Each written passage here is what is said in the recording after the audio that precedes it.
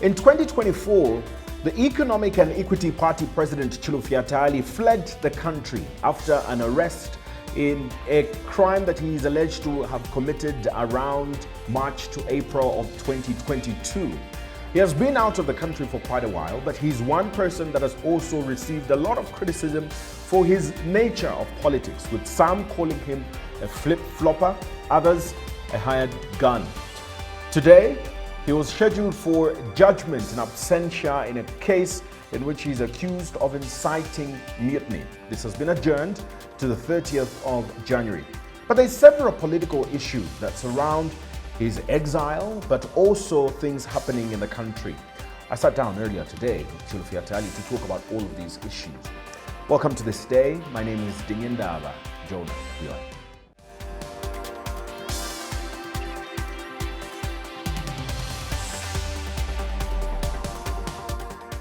EEP President Chilufya Tayali, thank you so much for joining us on this edition of This Day. You are making a lot of news, and not just today, but especially today, but also over the last few months. And it's because nobody knows where you are, or most people don't know where you are. Tell us, where are you, and why can't people find you? I'm glad you have corrected it to say, because you said nobody knows, and then you said most people don't know. Indeed, most people might not know where I am, but I am in Asia, I'm in Malaysia, that is where I am. Why are you not here? Well, unfortunately, I had to leave my country last year. Early last year, I had to leave my country because I felt my life was threatened due to a number of persecutions that I was going through. And it necessitated that I had to leave the country. Otherwise, my life was in danger. You didn't run away from Zambia because of the court cases that were against you here at home? Not at all. Not at all. It wasn't because of the court cases that I was facing. I mean, as you know, I'm a person that has been in and out of court for so many years. From 2017, I have been going to court. You know, when I started my civil society organization, a non-governmental organization called the Zambian Voice, and I started going to court due to my advocacy. And so for all that long, I've been going to court, and I've never committed a crime that would threaten me or that would make me scared to be in the country. Because, I mean, most of the cases that I've had are cases that really, I would say, they are more of political intimidation than me committing a crime. So I never left the country because of the court cases. I left the country because my life was threatened. That's interesting to note, because I've watched some of your videos, and in one of your videos you were making reference to the convictions of some of the members of parliament, and you said, well, a lot of people are asking me to come back, but look at what's going on, and this is how you expect me to come back. It sounded as if you were quite scared of being sent to jail, which is in relation to the court cases. No, not at all. Not at all. Of course, like I've said, it is political persecution. But in my case, I think it went beyond the normal political persecution. For example, at one point, I was brutally arrested, you know, from my home, where police officers had to jump the wall fence. They had to break the gate to access the house, and they got me in the night, you know, and carried me in a van whilst, you know, lying on the, you know, on the bed of the van with my head down, and they were stepping on me. I was driven to the western part of Zambia, you know, about 700 kilometers away from Lusaka in the night. And then at one point, I had, people that I believe were the soldiers jumping into my yard with guns, masks. And this time around, again, I actually got information. I was actually tipped to leave the country. I was tipped to leave the country by some people, some security operatives, government operatives, who were coming to my house. And somehow they felt, like I didn't deserve whatever they were instructed to do. And they tipped me to leave the country. And that is how I left the country. And the day that I left the country on the 2nd March. And on the 3rd March, the police were at my house. They broke into the house, compromised the security system that is there, the CCTV, the doors, shot at the dogs. We have dogs. They shot at the dogs, and later on, the family members even picked cartridges, bullet cartridges from the yard. So honestly, if you look at the intelligence that I received and what happened immediately after I left, it really confirmed to me that my life was in danger. And by the way, after I left the country, I flew into South Africa. And I can assure you that in South Africa, I was also followed. That is why I had to stay off the radar for some time, because I was moving from one country to the other, because they were still pursuing me. If this is really true, do you think you would have been able to leave the country? I mean, if you are being pursued, and as you suggest, by the state, it will surely be very easy for them to find you if you are about to leave the country at one of the state airports. Yeah, so you see, the dichotomy of that question is that, sometimes people will not be able to get the evidence until when you are dead. When you are alive, it is easy to say, but well, you are alive. I don't think, the state operatives really wanted to kill you because they would have got you, But then the proof of that would be in you lying there dead. So for me, I believe, and the evidence is there to suggest, to confirm what I'm talking about, that my life was really threatened. And I thank God that I'm alive. I survived it. I survived it, and I can only thank God. And I thank also the people that helped me, because really a number of people helped me to secure my safety. This issue is, according to you, just about safety. But what about the pending issues you have with the justice system of the country? Does this mean nothing to you? Well, it can't be nothing, because I'm in court. I'm in court, and I'm in court for crimes I've never committed.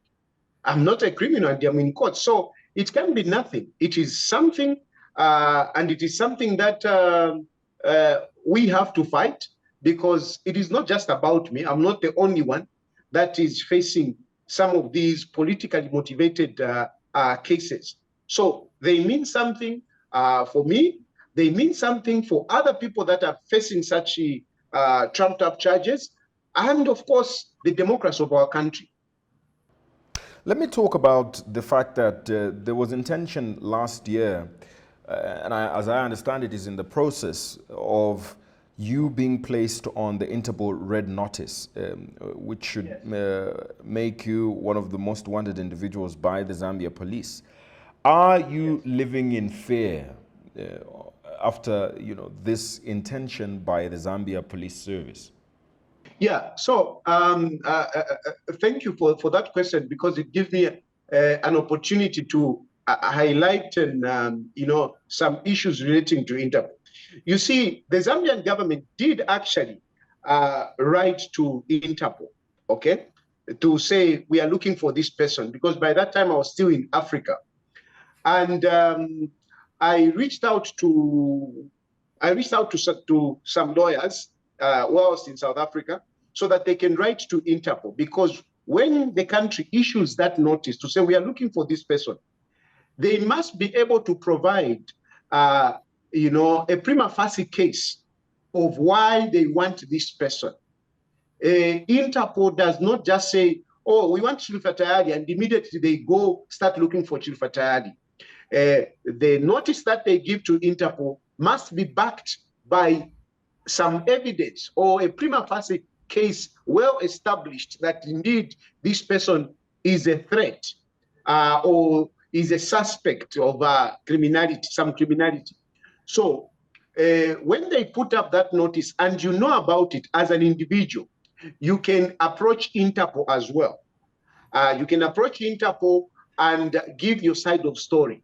So for me to preempt that, because I was running around, I mean, I knew they were following me. So I asked lawyers whilst in South Africa to write to Interpol so that, they can confirm, and if it is possible, we can give our side of story.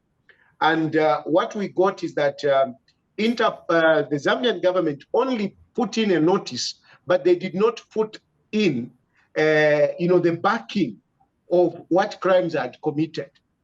So basically, Interpol said, we can't act on this and we can't ask you to say anything because we don't have charges per se of what you have done. So until the Zambian government furnish us with some kind of evidence, then we will contact you so that you can give us your side of story. So at that point, I was somehow like safe with Interpol, and that made me to move out of South Africa to go into another country. I really moved in a few countries. I don't want to mention them because I don't want to compromise the diplomatic issues that may arise out of this interview. So I moved into different countries, and finally I ended up in Malaysia. And in Malaysia, Malaysia is actually the Interpol is headquartered in Malaysia. And here I did present myself as a person that is seeking asylum. And when you present yourself as somebody that is seeking asylum, the government and other security wings of that country, they do the investigations. Of course, they do interview you, and then they'll do the investigations. And these investigations includes Interpol and the intelligence of the country and the region. After they have looked at your case, they have done a good investigation, that is when they can either send you back or accept you as an asylum seeker. In my case, I have been cleared by the security wings, locally and internationally, including Interpol. And they have successfully looked at me as somebody that needs that protection. And they have given me the asylum. This is why I'm able to talk to you now. Well, it's good that you're talking to us. There's some people that suggest that you're just there illegally. I mean, you got there illegally, and you're just hiding there, and could be deported any minute if the authorities were to find you. And no, absolutely not. I am not here illegally. I'm here very legally and well recognized. My cases have been looked at, all the cases, because we went through all the cases one by one. When I was arrested, I mean, the indictment, everything, all the cases that I have in court, we have looked at them, and they have independently investigated them, and they have found that really these cases are not cases that would put me in bad light, but are cases that are politically motivated. And for the benefit of this, for the benefit of your program, I want just to hold, because afterwards, when you are given asylum, actually the one that gives you asylum is UNHCR. Okay, a country, yes, will accept you, but later on you are handed over to UNHCR. and UNHCR is the one that grants you a refugee status. So after all the investigations are done, UNHCR comes in and gives you a status of a refugee. And so I am a full, I am a refugee, so to say, and I have my card here. I don't want to show too much of the details, but yeah, anyway, that is a situation. Well, let's talk about what the plan is. I mean, do you intend on staying away from Zambia and continuing being a refugee in Malaysia for the rest of your life? Not at all. Not at all. I want to come back to Zambia as soon as yesterday. I want to come back to Zambia as soon as yesterday, except that I cannot come at this point in time because my security situation is still very volatile. What is your then relation, before I move on to other issues, your current engagement with your wife? I mean, you've got a wife, you've got kids who have not seen you in almost a year now, and I'm interested in knowing how you are interacting with them. Well, my children actually were here. They just left like a week ago. So they were here, they visited me. We had a good time. My wife, we have not met. She's in Ethiopia, and I never thought this would play out somehow good in a way, because when I left the country, it was easy for my family. My children and my wife, they simply went. They went to Ethiopia. So my wife is she's in Ethiopia. She's not in Zambia. A number of people, like on social media, they like to say, your wife is here. She's going with whoever. My wife is not in Zambia. My wife, she's in Ethiopia. And my children are also out of the country. Shouldn't this also then tell you, something about your fears that there's probably nobody trying to kill you if your family can be free as they are, as you are describing? Well, I didn't say my family are free. I didn't say my family are free. I'm actually saying they are not in the country. So it's not that they are free. I mean, they are not in the country. I think that is my point. But then, I mean, to be fair as well, I don't like to be sensational. I think the interest has been more about me than on my family. I think, in all fairness and objectivity, I don't think the threat has been that high on my family. I think the threat has been more on myself than my family. Your judgment was scheduled for today, but it has been pushed to the 30th of January in a case where you are accused of inciting mutiny. And these allegations surfaced that you were attempting to seduce members of the defense force from their duty and their allegiance to the president. You pleaded not guilty to these charges, but the judgment is scheduled to be passed on the 30th of January. What are you expecting of this outcome, seeing as you have not been a part of this defense? You fled the country. Well, I would refrain from discussing, I mean, what I expect, because that would be tampering with the independence of the judiciary. I would leave it to the judiciary and see what comes out of it. But the case itself is it's a malicious case. Why do I say that? Because look, how do people turn around and accuse me of inciting mutiny when I was talking about the plight of the men in uniform? And it was not anything confidential as they tried to put it. It was basically men in uniform were not paid their salaries for 3 months. They were not paid for 3 months. And the other issue was that, when the UPND was in opposition, President Hakainde Hichilema did promise the men in uniform to say, when he comes into power, they will be getting the 100% allowance that they get when they are serving in foreign missions. Because, there is an allowance that they get, but before during the PF, they were getting 50% of that allowance. And President Hakainde Hichilema made a commitment that when he comes into power, they will be getting 100%.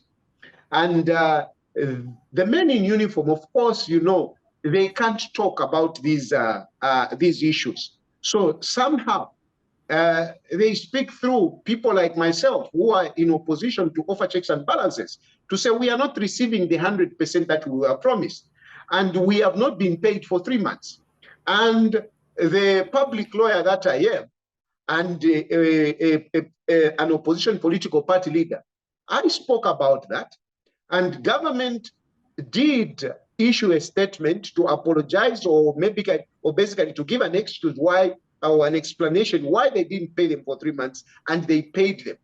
Even that allowance, as we speak, they have started getting that 100% allowance after I spoke about it.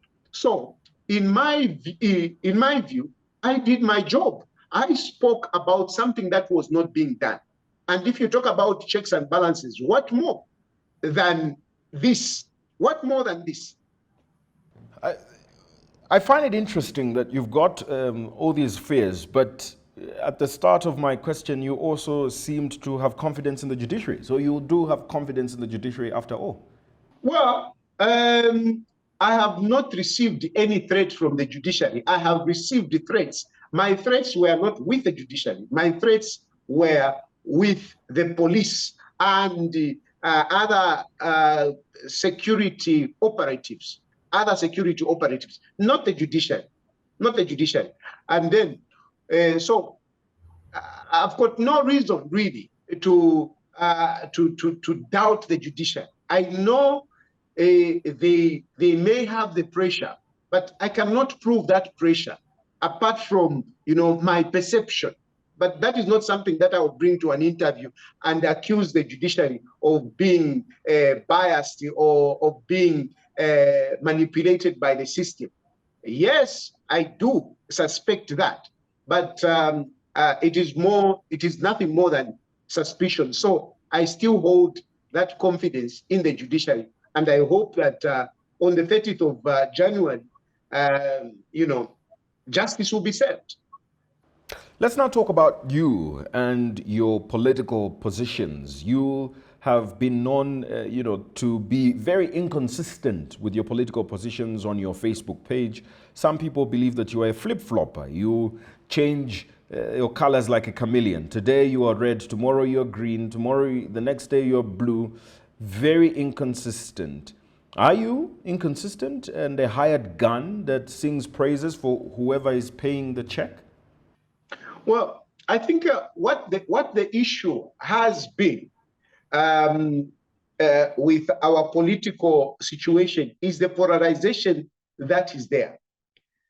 And this polarization is either when you talk, even as I'm having this interview, even yourself as you are carrying this interview, the people that are listening, they want to put you in a box. Either is he in the box of the ruling party, okay, which is the UPND, or is he PF, you know? This is the biggest problem that we have in our country, that many times people want to look at you from either, you know, being UPND or a sympathizer of UPND or the opposition. Now, this is a problem for many people, not just me. I mean, including yourselves. I mean, I know them on TV, you know, at some point when you carry a story, depending on how some people perceive it, they will say they have been paid by this one, they have been paid by this one, and so on and so forth. So I think I'm not the only one. But now, so there, from my point of view, there are certain issues, you see, there are certain issues that on one issue, you will agree with the government to say, well, this is a good position, okay? And those who are supporting the sympathizers of the UPND, they will be very happy with you, okay? But tomorrow, the same UPND might do something that you don't agree with, and you point it out. Then they'll be like, you have changed. But I mean, we are talking about different issues. if I can give a clear example. For example, just today, there's this issue of this young man called Wiley. Okay, the opposition, were being sensational, asking, where have you taken this guy? We suspect that this guy has been killed, and so on and so forth. And from my point of view, I mean, as much as I have issues with the UPND, I don't think they can just take a citizen in custody and kill him there, and they keep quiet. I really find that difficult to believe. So I did criticize them, to say, the opposition, that is, to say, I think you are being too sensational. Okay, what if tomorrow this guy appears? What are you going to say? But on the other side, we have a story of Mumbipiri, who has been charged of aggravated robbery. And I don't believe that that woman has committed aggravated robbery. So just these two stories. On one story, I am not agreeing with the opposition, and those in the UPND, they are happy that, yes, you are right. This opposition, they don't think properly. But when I talk about Mumbipiri, the same people, you Tayali, you are a flip-flop. You see? So it is about issues, looking at issues in their uniqueness and being objective. I can't just be consistent, critical or opposing the government, even when they are right. At the same time, I mean, there will be times when I will agree with the opposition, but people don't seem to get that. It's a little bit of a problem, and I don't think I will change. As long as issues are different, there is no way I can be consistently be in one line supporting PF. It's PF, it's PF. No. At the same time, I cannot be, no, it's government, it's government. No. I look at the issue. What is the issue? That is absolutely ideal and a very correct way of looking at things, except you've come online and talked about how you've been given money before. You've been, I don't know if I should use the word paid, but you've been given money before by different people. And some of these people are people that you seem to have been aligned with. Perhaps that's the reason why people believe that's where your allegiance lies, where the kwacha is. Well, first of all, I am never paid for my advocacy, never paid for my advocacy. But I am a transparent person. I'm very transparent. I want my public life, I don't want people to wonder about so many things. Okay, so I have been very transparent. For example, if somebody has given me money, not to pay me, I'm in politics, and the politicians world over, they actually survive on the generosity of those that support them, those that believe in whatever they are doing. So I am just like any other politician who receive support from those that believe in you. The problem which is there is that some of these people, when they give you help, they take it like, they are paying you to run an agenda. Okay, I'm giving you this, and so that you should run my agenda. But this is where I differ with people, because for me, if you want to help me, and not to take it to say I should run your agenda. I don't run anybody's agenda. If you are going to help me, whatever contribution that you give to my advocacy, it should be just that, a contribution and assistance for my advocacy, not to control me. So I have never run any agenda because somebody has paid me. I actually frown upon those that tend to act as if they are controlling me, because at one point they gave me resources. So me talking about my money that people have given me, it is an act of being transparent, letting people know that this is how politicians live and this is how I live. I do receive help from people, but that help that they give me, it is not what motivates me to take whatever position. I do go against even those people that are actually giving me or helping me in any way. I'm very curious, and I hope you can be able to indulge me, but I'm very curious in knowing, I know you're a politician and you are alive to what's going on the ground. There's basically, if numbers are anything to go by, two major political parties in the country. Which one of these two political parties do you support? There is the polarization I was talking about. There is the polarization I was talking about. You see, people want to see you. Which side are you? You don't, but I mean, if you have to choose a government, you can't choose two government. You can't choose two governments. You can only choose one government at a specific time. And it's either you feel that especially from a political point of view of a politician, you are a politician, and you. Is it possible for you as a politician to belong to two sides? For you to be neutral as a politician? Yeah. My brother, here is a point that we may be missing. The point that I'm a politician, but I am not just a politician, I'm a political leader. I am a president of a political party, and that party is Economic and Equity Party, EEP. This party is an independent party. It is independent from the UPND, the ruling party. It is independent from the PF, though very fragmented at this point in time. So it is an independent party. And of course, I do sometimes align myself to either of these parties.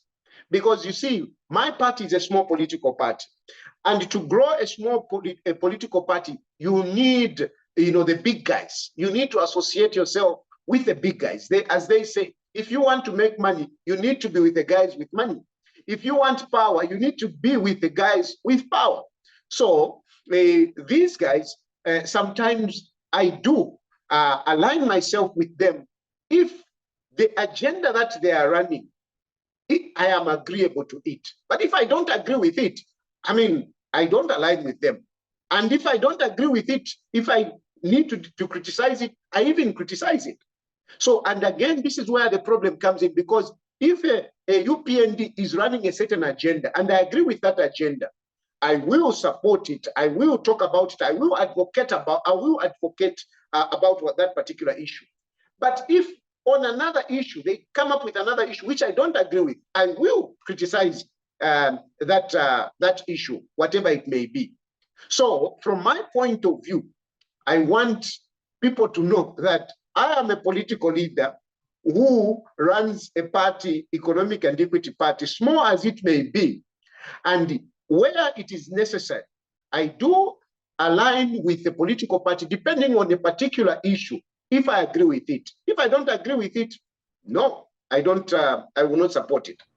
But there are also fundamental principles that govern a political party. You may disagree on specific issues that happen on a daily basis, but there are fundamental principles that inform how you align. And yes, that is not polarization. That is basically principles, aligning your principles. And you don't think that there's any that you are aligned with like that at the moment?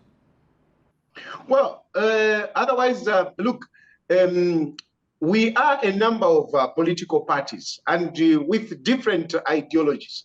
And we can't say that all the ideologies that we have are different from the other party or whatever. So there will be some ideologies that I may agree with the UPND, for example, but there will be other ideologies which I may not agree with, or in this case, maybe policies which I may not agree with. So in those policies where I agree with the party, I will go with them. But where I don't agree with them, I will not go with them. Equally with the other political parties. So yes, they are fundamental principles. And those fundamental principles, there might be 3 fundamental principles. And 2 of those fundamental principles, you don't agree with them. But you agree with 1. So you go along with them on that particular fundamental principle that you agree with them, whilst leaving out the other political parties, which actually defines the separation between yourselves and the other political parties. Let's talk about your political future. What does this look like? You say that you've got a political party that you're running, an independent political party, but majority of the times when you are talking about national issues, you're talking about different political parties and not your political party. Have you abandoned this project, especially now that you are in self-imposed exile? Well, like I've said earlier in the program, that I am a leader of Economic and Equity Party, and I still remain as such. But like I've also said that, when you are on this journey, this political journey can be a long one. To those who are lucky, it can be shorter. Because when you form a political party, the goal of a political party is to be in government and run government according to your ideologies. So that plan is still with me. I still desire to run for presidency and be the Republican president of Zambia, and implement my ideologies. But for me to reach there, it is a long journey. I need the support of others. I need the support of others. I also need to learn from others. So my strategy at the moment, I'm at the time where I want to learn from others. I want to learn from others. I also want the help that I can get from others. So this is why I am like, a person that is trying to go up and, holding on to the ropes the rope that is already there. Okay, I don't have my own rope, but I am holding on to this rope, as I am, trying to traverse through the rough patches of political journey. So I align myself and work with these other political parties so that I can learn, so that I can also be helped. But my object of getting into power and being the president of this country, that still remains. It may take a few more years, but I'm still, I am on course. I am on course. From the time that I started politics and where I am, I feel comfortable that I am progressing quite well, including being in exile. This is also another experience. This is a learning curve for me. So I don't look at this as something bad. Yes, it is bad. I'm out of the country, not that I decided and planned, but there is something that I'm learning out of it. I seem to have lost you there, but I have one more question to ask before I talk about the current economic and governance situation in the country. And my question is, do you sometimes feel misunderstood by the Zambian population, both the general public and the political space? Oh, yes, very much. Absolutely, so much. And of course, it is politics. So sometimes the misunderstanding is deliberate. It's not that people don't understand what you're trying to say, but they deliberately, change, like when you say, so-and-so gave me money, instead of appreciating the context in which you brought out that issue, that is of transparent, instead of them appreciating to say, at least he's able to come out, he's transparent, he's honest, they turn it around and say, no, he's paid, okay? So they sometimes deliberately choose to misunderstand you because they want to throw a negativity on your part. But of course, also our public sometimes, because like I said, Zambia's politics is highly polarized. People, when they are on UPND, they will never see anything wrong in UPND.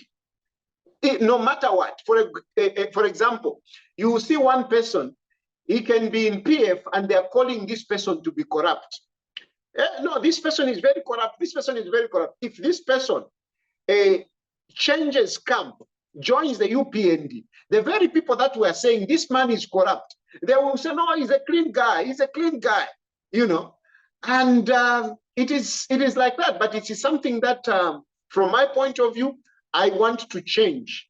I want to change that mindset of people that you can have your leaders, but you can see also some negatives in them.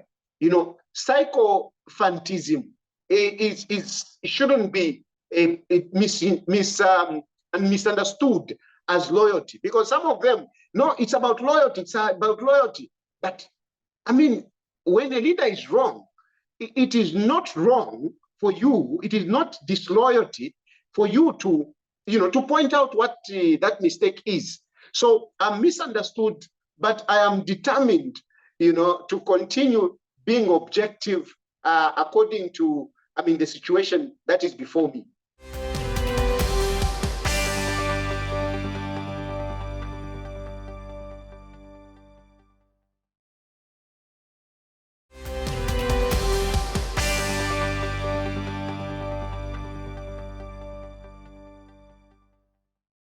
Very quickly, what is your assessment of, you know, what is governance under the United Party for National Development? We have an election coming up next year. What is your assessment of the UPND, but what is also your assessment of those that are opposing them back home? Well, at the moment, I think, unfortunately, the UPND have not done very well. I mean, and of course, you judge them based on what they were promising. That is what you judge them from.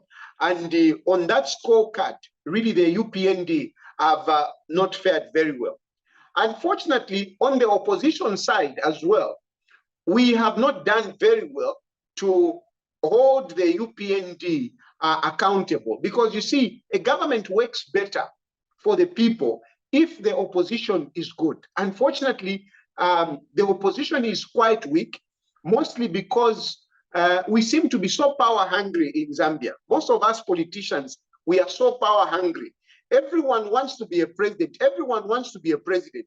So we preoccupy our minds in trying to be a president, other than looking at issues. Instead of looking at what is this government doing, what is it that we should be able to talk about, we are busy, you know, trying to form alliances so that we can remove Hakainde Hichilema. But what are we offering as an alternative? You rarely hear of issues that the opposition are trying to bring on the table, other than saying, Hakainde Hichilema should go, Hakainde Hichilema should go. But really, should that be the objective, or changing the lives of the Zambian people? And this is where I seem to have a problem, and I am seen to be like a rebel or against the opposition. And some people say, what kind of a opposition who attacks your fellow opposition?